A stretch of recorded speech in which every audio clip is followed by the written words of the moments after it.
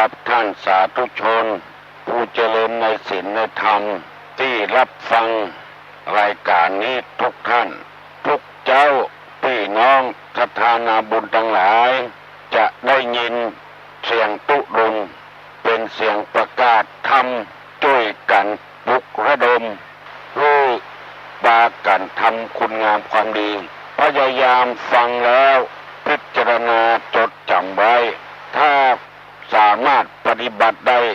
ก็ปฏิบัติต่อไปเพื่อเราจะได้เข้าสู่สังคมที่ดีเมื่อหลายวันแล้วตุลุงได้นำเอาธรรมในพระพุทธศาสนามาเสนอให้พี่น้องทั้งหลายฟังว่าธรรมที่มีบุญคุณกับคนนั้นมีอยู่สองอย่างคือสติกับสัมปชัญญะมีบุญคุณมากถ้าไผทำอะไรอย่างที่ไหนเมื่อใดมีสติควบคุมอยู่ตลอดเวลาจะทำจะพูดจะคิดมีสติควบคุมมีสัมปชัญญะความรู้ตัวควบคุมอยู่จะมีบุญคุณกับคนสองธรรมที่ปกครองโลกอยู่ถึงวันนี้เรียกว่าธรรมเป็นโลกบาลคือธรรมคุ้มครองโลกมนุษย์เนี่ยอยู่อย่างสันติสุขเพราะมีหิริกับโอตตัปปะหิริแปลว่าความอายโอตตัปปะแปลว่าความกลัวเกรงกลัวอายต่อบาปอายต่อความชั่วอายต่อสิ่งที่จะทำให้เดือดร้อนอันนี้ว่าหิริสามารถคุ้มครองโลกนี้ได้คือโลกอยู่อย่างสันติภาพถ้าเราบ่มีความกลัวต่อบาปต่อกรรมบ่อายแก้ใจโลกของเราจะต้องวุ่นวายดังที่ปรากฏฆ่าพ่อได้ฆ่าแม่ได้ฆ่าเจ้าหนี้ได้ก็เกิดจากความบักกลัวความละอายสามารถไม่ยิงไปสมสู่อยู่กับปัจจัยที่ไปใจสามีไปใจพัญญากันก็เพราะความบักมีความกลัวบักมีความอายถึงทำได้ทำให้คนมีความงามอยู่สองอย่างคือขันติความอดทนโสรจะความสงบคำว่างามนี่คืองามในจิตในใจไม่ใช่งามหน้างามตา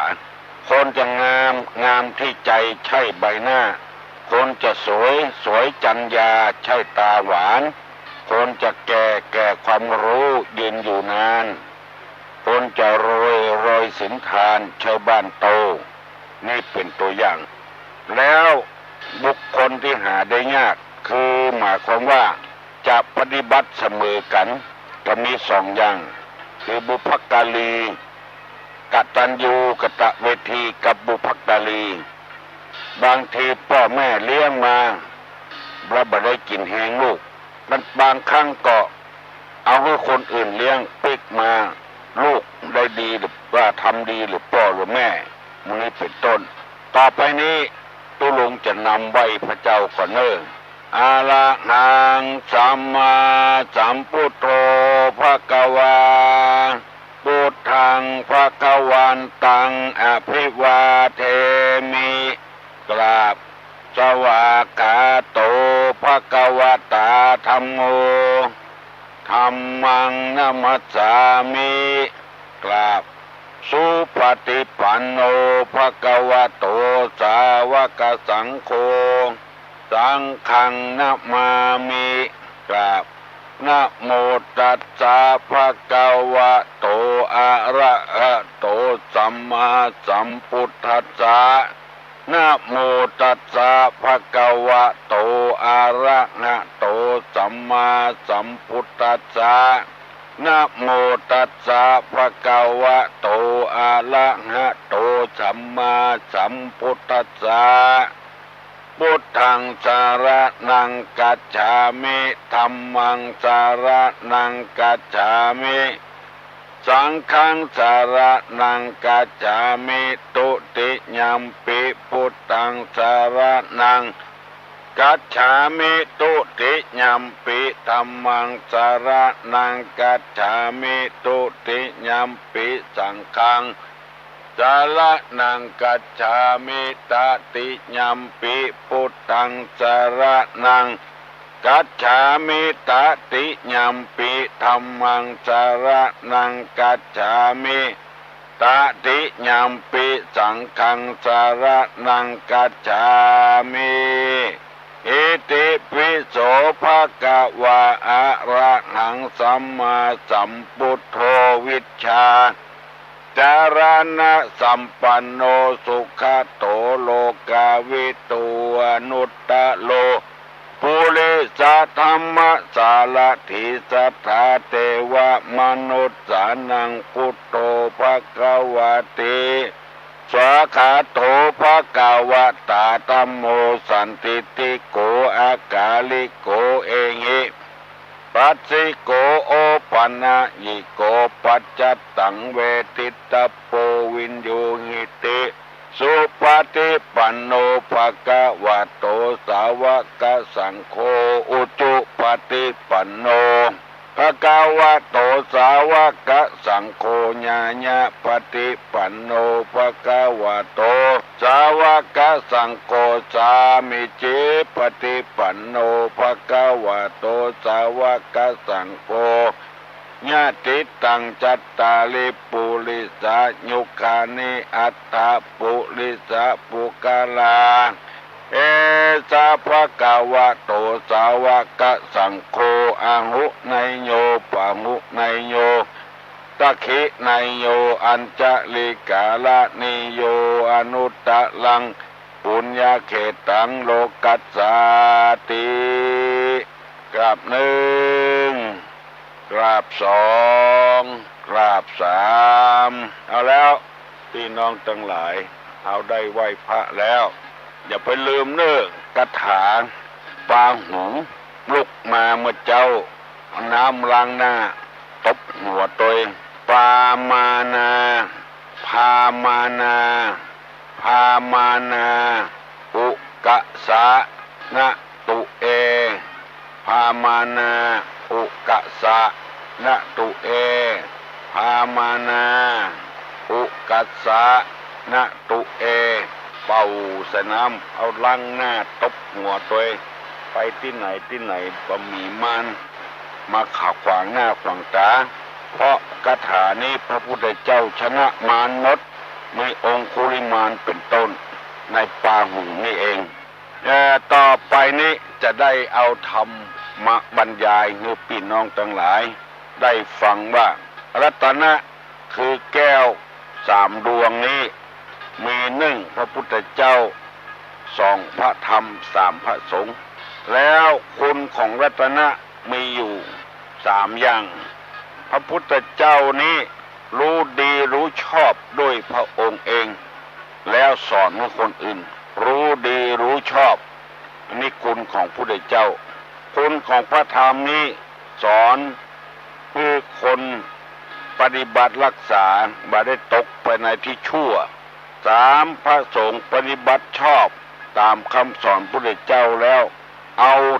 สอนให้คนอื่นรู้โดยแถมแล้วก็อาการที่พระพุทธเจ้าสอนมีสามอย่างสอนเพื่อจะให้ผู้รู้ยิ่งเห็นจริงในธรรมที่ควรรู้ควรเห็นทรงสอนมีเหตุมีผลแล้วปฏิบัติตามรู้แจ้งเห็นจริงได้อันนี้คือคำสอนพุทธศาสนาสอนเพื่อเป็นอัศจรรย์ผู้ปฏิบัติย่อมได้ประโยชน์จากการความปฏิบัตินั้นได้อันนี้คำสอนในทางพระพุทธศาสนาโอวาทของพระพุทธเจ้ามีอยู่สามอย่างโอวาทะคือโอวาทมีอยู่สามอย่างถ้าเปิ้นถามว่าคำสอนของพระพุทธเจ้า 84,000 พระธรรมขันธ์เมื่อย่อลงแล้วเหลือเท่าไหร่เพื่อตอบว่ามีสามอย่างหนึ่งเว้นจากทุจริตสองนึกประกอบสุจริตสามทำใจของตนคือสะอาดสามอย่างนี้เรียกว่าโอวาทะหรือโอวาทของพระพุทธเจ้าทุจริตมีสามอย่างกายทุจริตวจีทุจริตมโนทุจริตกายทุจริตมีสามอย่างคือฆ่าสัตว์ลักทรัพย์ประพฤติผิดในกามมโนทุจริตมีอยู่ทุจริต ทุจริตมีอยู่4อย่างหนึ่งวจีทุจริตมี4อย่างพูดเท็จ1พูดส่อเสียด1พูดคำหยาบพูดเพ้อเจ้อมโนทุจริตมี3อย่างโลภอยากได้ของเขาพยาบาทปองร้ายเขาเห็นผิดจากทำนองของธรรมอันนี้เป็นทุจริตส่วนสุจริตก็มี3อย่างเดียวกันกายสุจริตวจีสุจริตมโนสุจริตกายสุจริตนั่นก็คือเว้นจากการฆ่าสัตว์เว้นจากลักทรัพย์เว้นจากการประพฤติผิดในกามกำปากหรือวจีทุจริตมี4อย่างเว้นจากพูดเท็จพูดส่อเสียดพูดคำหยาบพูดเพ้อเจ้อมโนสุจริตก็มี3อย่างบ่โลภอยากได้ของเขาบ่พยาบาทปองร้ายไผเห็นชอบตามทำนองของธรรมอันนี้ฮ้องว่าสุจริตอันนี้ควรปั้มเป่งภาวนาตลอดเวลาเก้าของความชั่วเรียกว่าอกุศลมูลคนที่จะเป็นคนชั่วได้เพราะประกอบด้วยอกุศลมูลเรียกว่ารากเหง้าของอกุศลมีอยู่3อย่างโลภะโทสะโมหะโลภะคือโลภโทสะนี่คือคิดประทุษร้ายคือโคตรโมหะหลงไม่รู้จริงอันนี้เป็นฝ่ายอกุศลฝ่ายกุศลนี้ประกอบด้วย1อโลภะคือบ่โลภ2อโทสะไม่คิดประทุษร้ายใครอโมหะคือไม่หลงอันนี้เรียกว่าฝ่ายเป็นกุศลอโมหะคือความไม่หลงไหลข้างใครต่ออะไรทั้งนั้นที่มาเบียดเบียนทางจิตทางใจถ้ากุศลมูลเหล่านี้1ก็ดี2ก็ดี3ก็ดีมีแก่ผู้ใดแล้วผู้นั้นบ่ผิดทำความถูกคือตอกเกิดขึ้นแล้วกุศลต่างๆก็จะเกิดขึ้นถ้ายังมีโลภะโทสะโมหะอยู่เมื่อนั้นบัดถึงความสุขเจริญง่ายๆเมื่อตะวานี้ตุลุงได้นำเอาคำว่าภัยไข้เป็นสัพพุริสะเป็นบัณฑิตนักปราชญ์เป็นพระจายก็ได้ไม่ยิงก็ได้ผู้ปฏิบัติธรรมอย่างนี้1ให้ทานสละสิ่งของตนแก่คนอื่นผู้ควรให้ทาน2บรรพชาปัพชาถือบวชเป็นอุบายเว้นจากกันเบียดเบียนซึ่งกันและกันและข้อ3มาตาปิตุอุปถานะคือปฏิบัติพ่อแม่ให้เป็นสุขได้นำเสนอพี่น้องทั้งหลายแล้วก็ตอบปัญหาก็ได้กันวันนี้จะได้นำเอาคำว่าปันนกะปฏิปทาปันนกะปฏิปทาคือการปฏิบัติบ่ผิด3อย่างคนใดทำแล้วบ่ผิดเป็นพ่อก็บ่ผิดเป็นลูกก็บ่ผิดเป็นผัวเมียก็บ่ผิดเป็นทุเจ้าก็บ่ผิดเป็นสถาก็บ่ผิดเนี่ยปฏิบัติไปเถอะถึงบ่ผิดปันนกะปฏิปทาคือปฏิบัติไม่ผิดปันนกะปฏิปทาปันนกะปฏิปทามีอยู่8กับคือปฏิบัติบ่ผิดตัวลุงจะถามว่าที่พระพุทธเจ้าปฏิบัติไม่ผิดนั้นท่านเรียกว่าอะไรคือตอบว่าปันนกะปฏิปทามีกี่อย่างหรือตอบว่ามี3อย่างอันนี้มันเป็นภาษาบาลีจะยากไปแล้วก็ฟังไว้เถอะเนี่ยการตัวฟังตัวเนอะ1อินทรีย์สังวรอินทรียสังวรแปลว่าการสำรวมอินทรีย์6สำรวมอินทรีย์6อินทรีย์สังวรอินทรีย์สังวรมี4กรรมคือการสำรวมอินทรีย์ถึง6อินทรีย์นี่แปลว่าความเป็นใหญ่อินทรีย์6มีอย่างพ้อง1ตา2หู3จมูก4ลิ้น5กาย6ใจตาหูจมูกลิ้นกายใจอันนี้เรียกว่าอินทรีย์ทำไมจึงว่าความเป็นใหญ่เพราะว่าตาก็มีความเป็นใหญ่ในการพอหู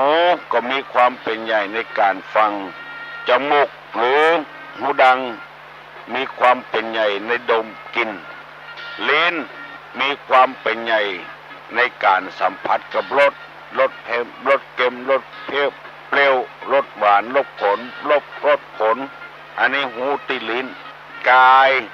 ไปสัมผัสกับของแข็งของนุ่มหูที่ร่างกายยุงคบกับหูที่ร่างกาย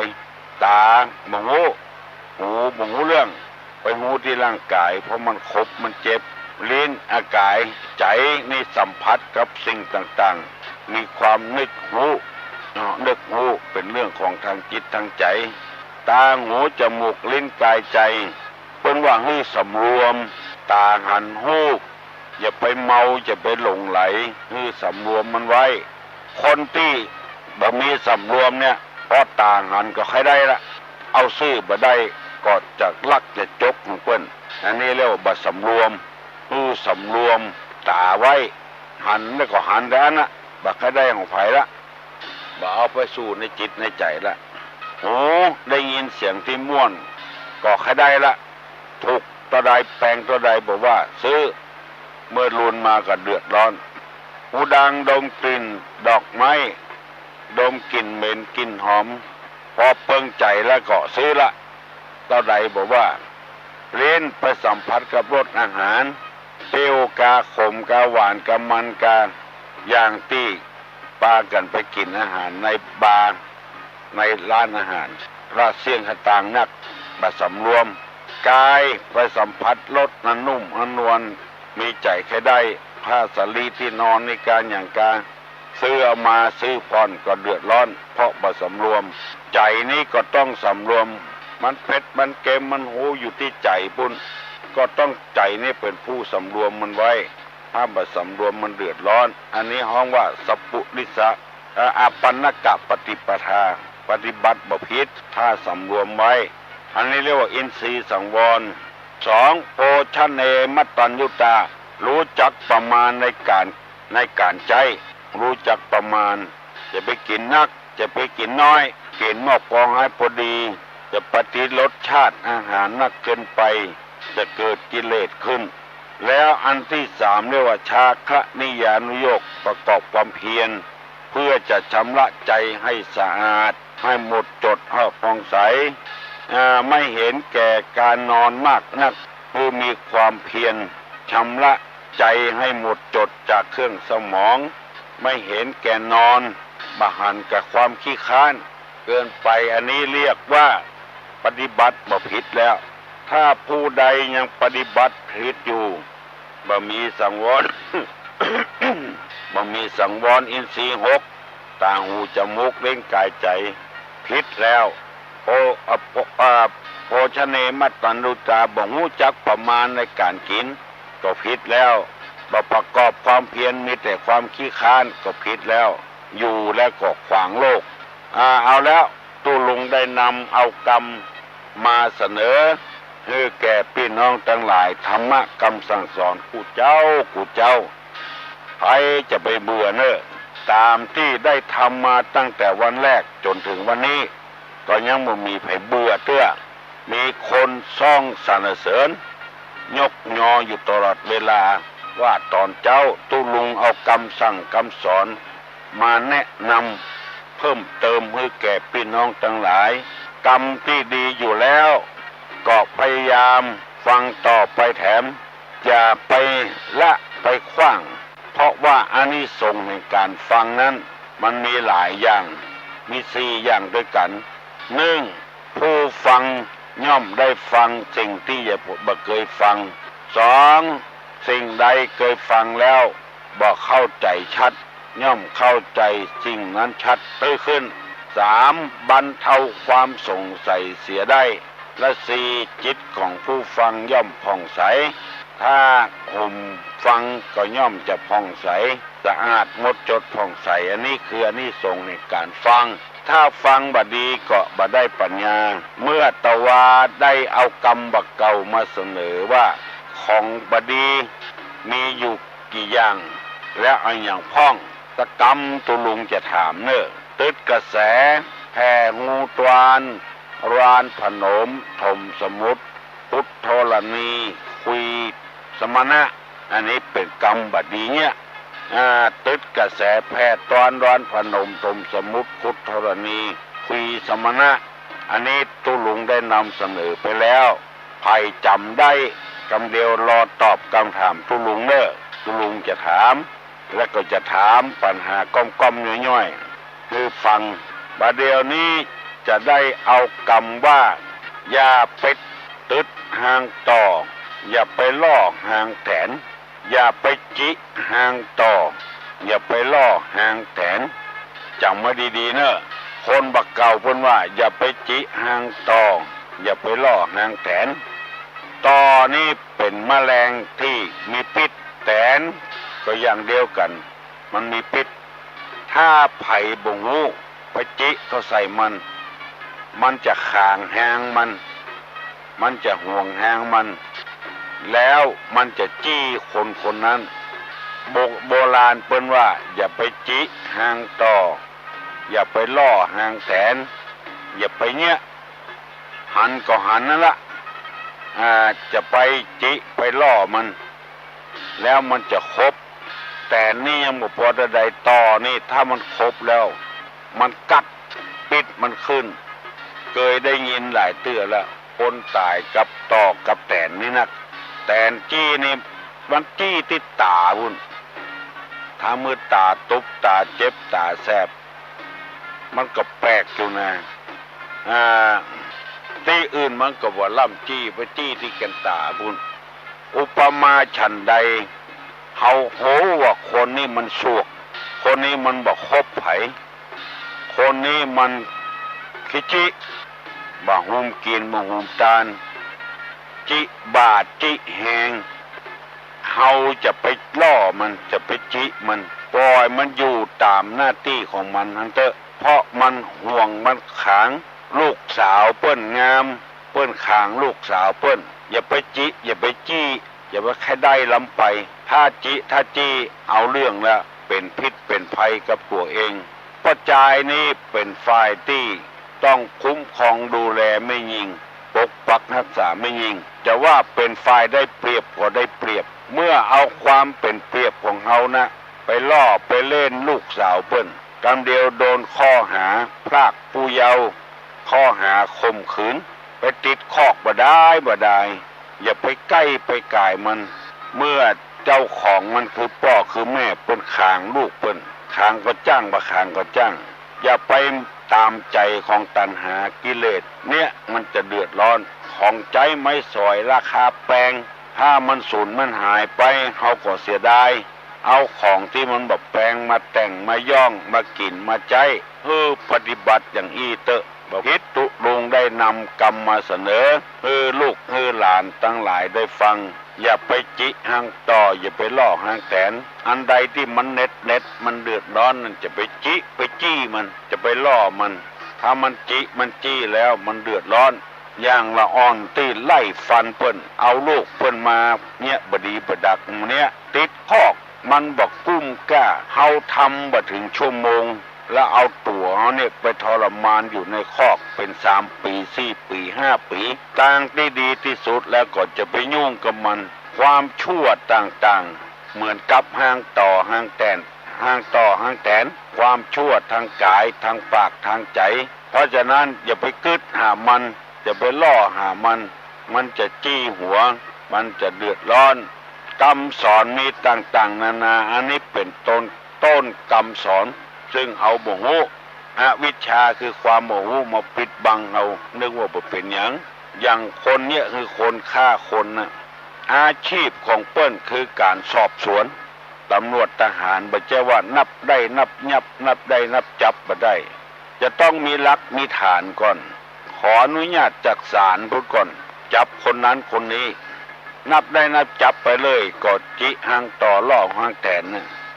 โดนประชาพิจารณ์พ่องประชาวิจารณ์พ่องโดนประท้วงพ่องเพราะไปทำที่ผิดเพราะมันเป็นหางต่อหางแตนกรณีที่3จังหวัดภาคใต้ตำรวจไปยับคนผิดไปคนเดียวลุกประท้วงสิ่งถึงบ้านถึงเมืองถึง2-3จังหวัดเมื่อมันหันมันสวกมันเป็นต่อเป็นแตนนั้นจะไปเล่นกับมันศาสนาทุกศาสนาอย่าไปว่าจะไปดูแควนเปิ้นตัวบ่ถือก็บ่ถือละจะไปวิพากษ์วิจารณ์เปิ้นโดนวิพากษ์วิจารณ์มันก็โคตรก็เกลียดเหมือนกัน อันนี้จิหางต่อล่อหางแถนอันใดมันแปลงเดือดร้อนก็จะไปซื้อมันซื้อถูกอันที่มันว่าจำเป็นเตื้อเอาอย่างเดินได้ไปได้มาได้อยู่ก็อยู่อย่างนั้นก่อนฟังซื้อเตื้อรถเปิ้นมีเรื่องเฮาเปิ้นยังบ่ซื้อมีฮิริความละอาแก่ใจโอตตะปะความเก่งขัวบางรายซื้อมาแล้วบ่ได้ใจขายก็ขายได้กำไรก็บ่ได้ขายพุตื่นเอาตื่นนั้นเก็บไว้ฝากเงินทุนกองบ้านก็ได้เรือนไหนเพิ่นถึงฮื้อดอกเบี้ยทำก่อนเอาดอกเบี้ยมาใจเอาต้นทุนมันไว้หั่นก็ยังดีกว่าเอาไปซื้อรถน้ำมันก็ได้เสี่ยงภาษีก็ได้เสี่ยงอันนี้พอเอาไปจิหางต่อไปล่อหางแตนมันปิดมันมีมันอย่างมีหั่นหลายอย่างมันจี้ตาจี้เนื้อจี้ตัวดีบ่ดีก็จะตายกับมันเป็นหนี้เป็นสินก็เหมือนกันถ้าบ่จำเป็นก็บ่ถ้าเป็นหนี้เป็นสินไผเอาไปหอมไปเปาะยังจะดีกว่า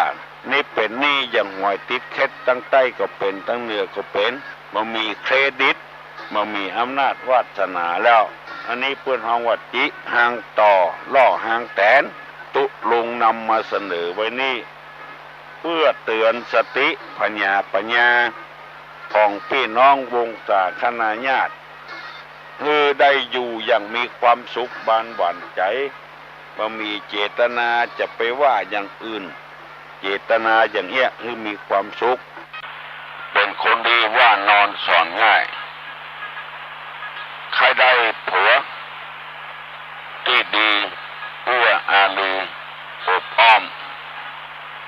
ใครได้เมียที่ดีประพฤติปฏิบัติบ่นอกนิดนอกน้อยบ่เอาใจไปลวนเดตังอื่นใครได้ตุเจ้าดีใครได้ศรัทธาดีอันอย่างใครได้ดีทั้งนั้น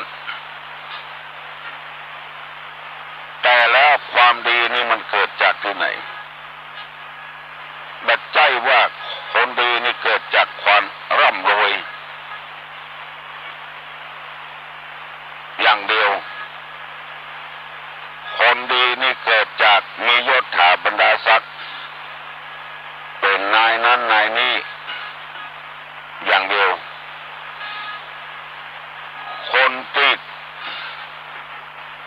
ต้องการของดีๆนั้นคือคนที่ยังมีกิเลสอยู่เนี่ยจะได้ไม่ได้ของดีมีอย่างเดียวแต่อันคือมีศีลมีธรรมกรรมฐานมาว่าภัยสักคนมีกิริยามารยาทเรียบร้อยมีความงามก็เรียบร้อยต้องการทั้งนั้นแต่แล้วเฮาทุกคนมาได้แสวงหาความดีและความดีจะย่อมจะบังเกิดขึ้นกับตัวเองอันอย่างทำเมื่อเป็นคนดีในหลักพุทธศาสนาของเขาก็คือทำน้ำทำคำสอนบอกว่าจะเป็นศาสนาใดถ้าปฏิบัติอยู่ตามหลักของน้ำทำคำสอนแล้วผู้นั้นย่อมจะเป็นคนดีเพราะฉะนั้นเจ้ามา6 โมงถึง 7 โมงทุลุงจวนท่านผู้ฟังทั้งหลายฟังธรรมนำมาปฏิบัติเมื่อตัวเฮาดีแล้วคนอื่นไม่ต้องพูดถึงเถอะเมื่อตัวเฮาดีแล้วคนอื่นก็ดีไปหมดเมื่อตัวเฮายังบ่ดีเถอะคนอื่นก็พลอยเดือดร้อนไปหมดเพราะฉะนั้นตุลุงหันว่าเมื่อเฮาต้องการผู้ยังเป็นของดีหมดเฮาก็ต้องฟังธรรมปฏิบัติธรรมคือได้รู้แจ้งหันจริงแล้วเมื่อปฏิบัติธรรมถูกต้องแล้วความเดือดร้อนก็บ่เกิดขึ้นกับไผที่มัน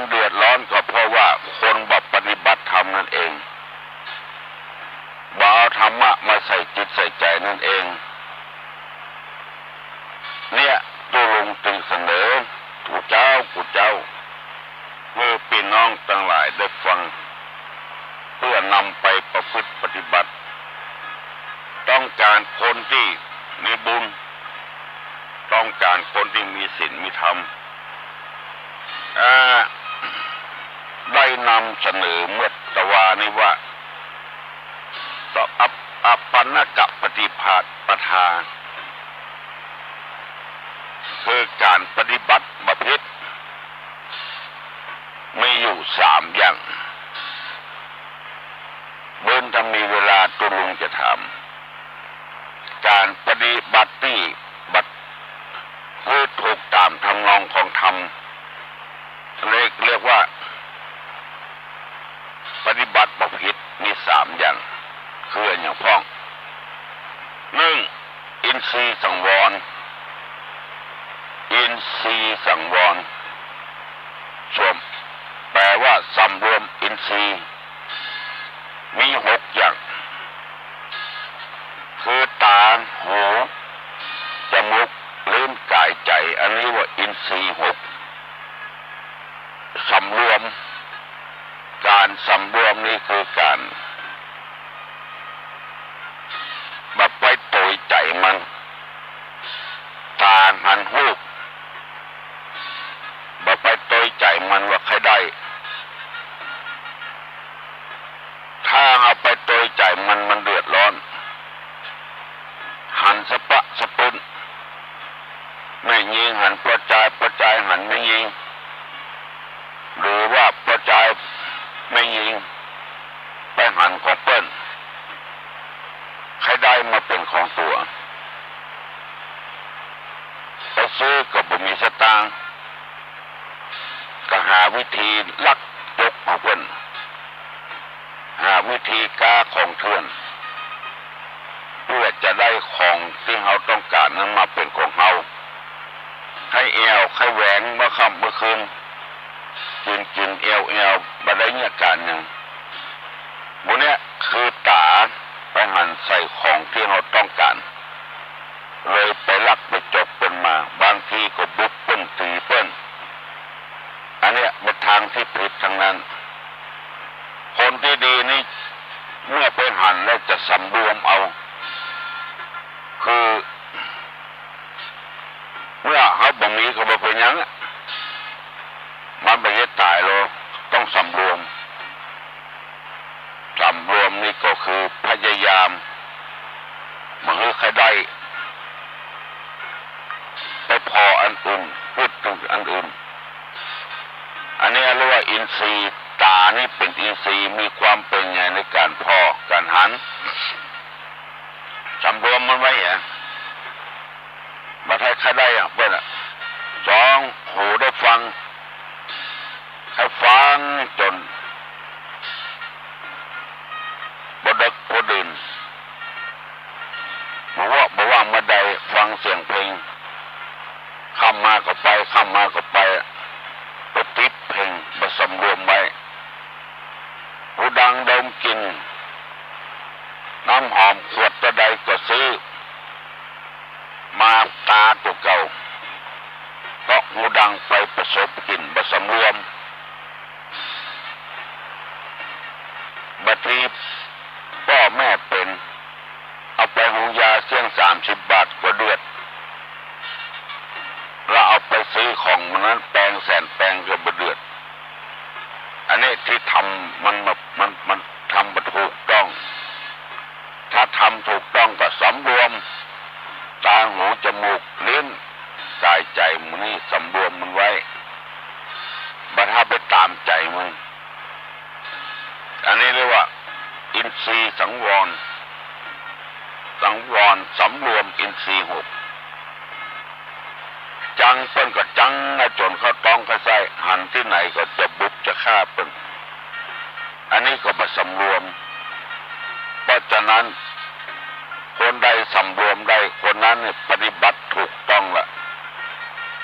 คนใดบ่สำรวมนี่ก็คือปฏิบัติบ่ถูกต้องอัปปนกะปฏิปทาคือการปฏิบัติไม่ผิด3 อย่าง1อินทรีย์สังวร2โภชเนมัตตัญญุตาโภชเนมัตตัญ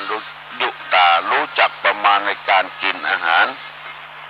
บ่นักบ่น้อย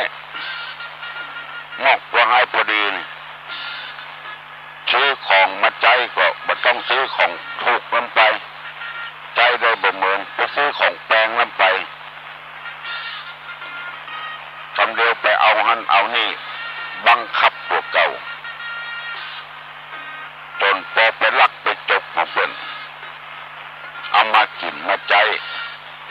ไปกู้ไปยืมของเพิ่นดอกต่อดอกมาทุกข์ใจพวกเก่าเพราะนั้นจะต้องสำรวมไว้จะไปกินนักจะไปใจนักตีปกินก็อาตีมันบัดจำเป็นก็บ่ต้องกินต้องใจรู้จักประมาณพวกเก่าคืนล่องเสาะกู้เสาะยืมอย่างเพิ่นเพราะบ่รู้จักประมาณเป็นจึงว่าโภชเนมัตตัญญูตารู้จักประมาณในการกินอาหารมันนักมันน้อยต่อใดรู้จักประมาณเฮาทุกข์ก็กินของทุกๆใจของทุกๆบ่ถูกล้ำไปบ่แปลงล้ำไปเมื่อบ่รู้จักประมาณแล้วก็เดือดร้อนถ้าเดือดร้อนตัวเองยังบ่พอไปเดือดร้อนคนอื่นทำแต่งหน้าน้อยตาน้อยไปกู้ไปยืมอย่างนี้เป็นต้นไปหลังมาเปิ้นทักเปิ้นทวงก็เดือดร้อนให้เปิ้นว่าให้เปิ้นแถมเพราะเฮาบ่รู้จักประมาณในการกินการใจ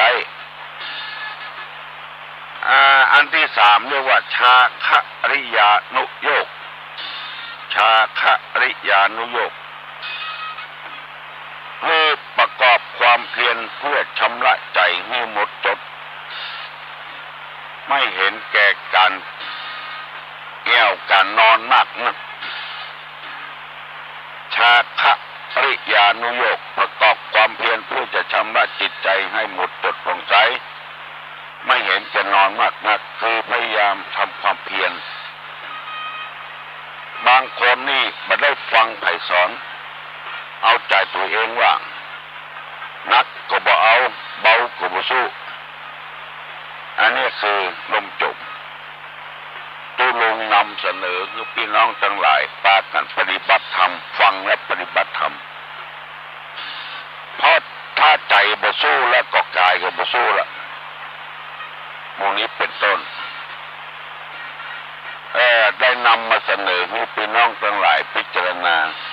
เรื่องอินทรีย์สังวรสองโภชเนมัตตัญญูตาสามชาคะริยานุโยคไว้เก้าอี้ก่อนสำหรับเมื่อเจ้าวันนี้แล้วจะได้นำเอากรรมบะเก่าเป็นปริศนาธรรมมาเล่าให้พี่น้องผู้ฟังทั้งหลายได้ฟังกันเมื่อแต่วานี้ได้นำเอากรรมว่าอย่าไปจิหางต่ออย่าไปล่อหางแตนคือมีความหมายดังที่อธิบายเมื่อตะวาละของอันใดที่มันเป็นพิษเป็นภัยจะไปจี้มันจะไปล่อมันอย่างหางต่อกับหางแตนได้อธิบายให้ฟังเมื่อตะวาแล้วว่าทำกรรมหนึ่งว่าจะไปจิหางต่อจะไปล่อหางแตนแถมกรรมว่าจะไปแงนพ่อตะวันเมื่อยามเตี้ยงเพราะตะวันเมื่อยามเตี้ยงนี่มันฮ้อนมันแก่มันจ้า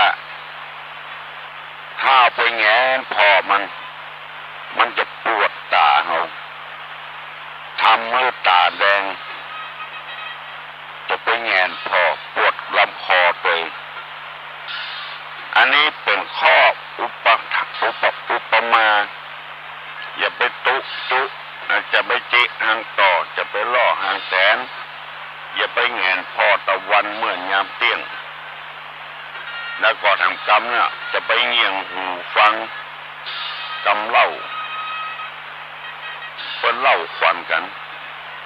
เพิ่นเล่าเพิ่นลือกันจะไปเงี่ยงหูฟังมันจะเอาใจใส่อันนี้เป็นมารยาท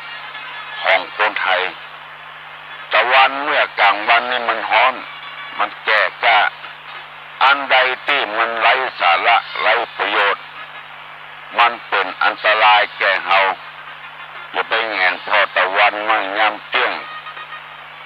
เงี่ยงหูฟังเปิ้นเล่ากันมันเป็นเรื่องของเปิ้นไม่ใช่เรื่องของเฮาอันนี้ถ้าเฮาปฏิบัติได้ก็ถือว่าปฏิบัติที่ถูกต้องบ่ผิดอันใดที่มันล้ำความสามารถของเฮามันล้ำกำกิดของเฮามีเงินทุนน้อยแล้วไปจ้าของที่มีราคาแพงบางทีมันสุนไปเสียมันจะเสียอกเสียใจตัวบ่มีความรู้นักล้นใครไปเป็นหัวหน้าคนอันเนี้ยแงนพอตะวันไม่ยามเตี้ยงเงี่ยงหูฟังกำเป็นเล่าควันกันให้รู้ตัวเก่าคนถ้าบ่รู้ตัวเก่าแล้วก็ช่วยยังไม่ได้ละเฮามีฐานะเท่าใดมีความรู้เท่าใดมีความสามารถเท่าใดต้องพิจารณาตัวเก่าให้ทำนอกมีบาปมีแหงจะไปเกินมันไปเกินเจ้าหมู่เพิ่นมีของใจมีรถใจหลายกันเฮาก็ให้เป็นอย่างเพิ่นเอาเข้าล้มละลายหมดตาเป็นซิ่วเป็นสองเงียนพอตะวันไม่ยามเตี้ยงเอาหูไปเงี่ยงฟังเป็นเล่ากันมันเป็นของที่ไร้สาระใจคนนี้บ่ใจบ่ฟักได้ยินแล้วหันแล้วมันบ่ม่วนใจแล้วก็เครียดโทษสารพัดอย่าง